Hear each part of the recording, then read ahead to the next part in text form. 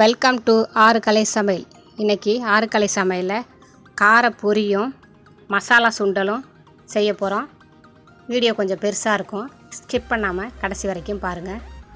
கார பொரி செய்கிறதுக்கு ஒரு கப்பு வெள்ளை பொரி எடுத்திருக்கேன். நல்லா தூசியெல்லாம் இல்லாமல் தட்டி வச்சுக்கோங்க. ஒரு சின்ன கப்பில் வறுத்த வேர்க்கடலை வச்சுருக்கேன். ஒரு ஸ்பூனில் தேங்காய் எண்ணெய், ஒரு கப்பு மிக்சரு, ஒரு பெரிய வெங்காயத்தை பொடியாக நறுக்கி வச்சுருக்கேன்.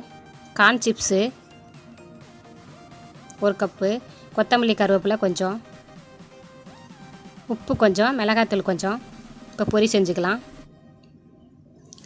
பொரியை மிக்ஸிங் பவுலில் போட்டுட்டு அதில் மிக்சரை சேர்த்துக்கலாம். வேர்க்கடலையும் சேர்த்துட்டு கார்ன் சிப்ஸையும் சேர்த்துக்கலாம். கொத்தமல்லி கருவேப்பிலையும் சேர்த்துக்கோங்க. வெங்காயம் மட்டும் நம்ம எப்போ சாப்பிட போகிறோமோ அப்போ தான் போடணும், இல்லாட்டி நமுத்து போயிடும் பொரி. கொஞ்சமாக உப்பு, நம்ம எடுத்து வச்சிருந்த மிளகாய்த்தூள் ஒரு ஸ்பூனு, காரம் உங்களுக்கு எவ்வளோ தேவையோ அந்த அளவுக்கு போட்டுக்கோங்க. போட்டுட்டு நல்லா பிசைஞ்சுக்கோங்க. பொரியை ரெடி பண்ணி ஒரு பவுலில் போட்டு சாப்பிட போகிறப்ப வெங்காயத்தை சேர்த்துக்கோங்க. இப்போ தேங்காய் எண்ணெய் சேர்த்துக்கோங்க.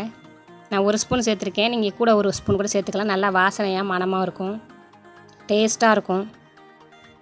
நல்லா பிசைஞ்சுக்கோங்க, எண்ணெய் எல்லாத்துலேயும் படுற மாதிரி பிசைஞ்சாச்சு. வெங்காயத்தை இப்போ சேர்த்துக்கலாம். வெங்காயத்தை சேர்த்துட்டு ரொம்ப போட்டு பிசையக்கூடாது, லைட்டாக பிசைஞ்சுக்கோங்க. காரப்பொரி ரெடி ஆயிடுச்சு. இதே போல் காரப்பொரி நீங்கள் செஞ்சு சாப்பிட்டு பாருங்கள்.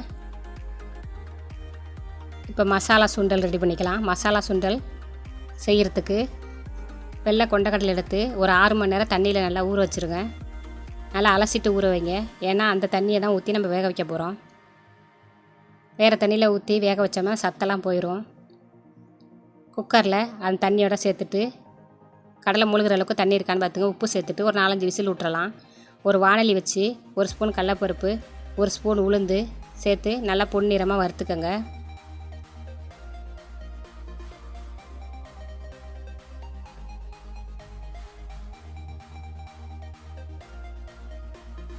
வறுத்துட்டு ஒரு ஸ்பூன் மல்லி சேர்த்துக்கங்க. அதுலேயே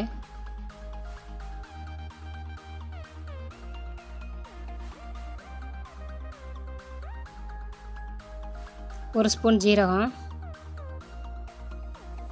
ஒரு 10 மிளகு, ஒரு 5-6 காஞ்ச மிளகா சேர்த்துட்டு வறுத்துக்கோங்க. எண்ணெய் ஊற்றாமல் தான் வறுக்கணும் எல்லாத்தையும். நல்லா எல்லாத்தையும் வறுத்துட்டு தண்ணி ஊற்றாமல் மிக்சியில் போட்டு பவுட்ரு பண்ணிக்கலாம்.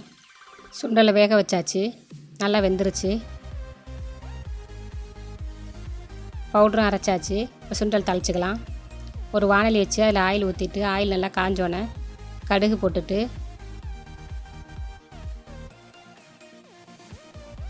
உளுந்தும் போட்டுட்டு நல்லா பொரிய விடுங்க. கொஞ்சமாக ஜீரகம் சேர்த்துக்கோங்க.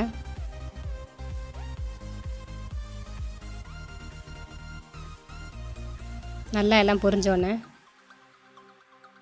2 காஞ்ச மிளகாயும் ஒரு கொத்து கருவேப்பிலையும் சேர்த்துக்கோங்க. சேர்த்துட்டு நல்லா வதக்கிடுங்க. வதக்கிட்டு சுண்டலை சேர்த்துக்கலாம். சுண்டல் நம்ம ஏற்கனவே உப்பு போட்டிருக்கோம், நல்லா பார்த்துக்கோங்க. பார்த்துட்டு நல்லா கிளறி விட்ருங்க. சுண்டல் இருக்க தண்ணியெல்லாம் போகிற வரைக்கும் கிளறிக்கோங்க. நம்ம பவுட்ரு பண்ணி வச்சுருந்தா மசாலாவை சேர்த்துக்கலாம்.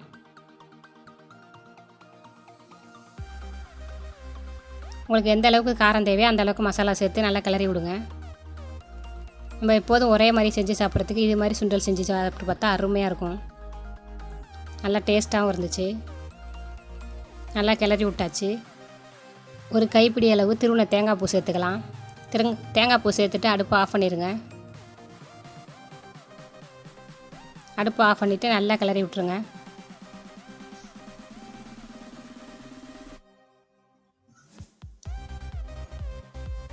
அந்த சூட்லேயே நல்லா ரெடி ஆயிடுச்சு. மசாலா சுண்டல் ரெடி ஆயிடுச்சு. காரப்பொரியும் ரெடி ஆயிடுச்சு. மசாலா சுண்டலும் ரெடி ஆயிடுச்சு. இதே போல் நீங்கள் மசாலா சுண்டலும் காரப்பொரியும் செஞ்சு சாப்பிட்டு பார்த்துட்டு சொல்லுங்கள். வீடியோ பார்த்ததுக்கு தேங்க்யூ. இந்த வீடியோ உங்களுக்கு பிடிச்சிருந்துச்சுன்னா லைக் பண்ணுங்கள், ஷேர் பண்ணுங்கள், சப்ஸ்கிரைப் பண்ணுங்கள், கூடவே அந்த பெல் பட்டனையும் அமுக்கிக்கோங்க.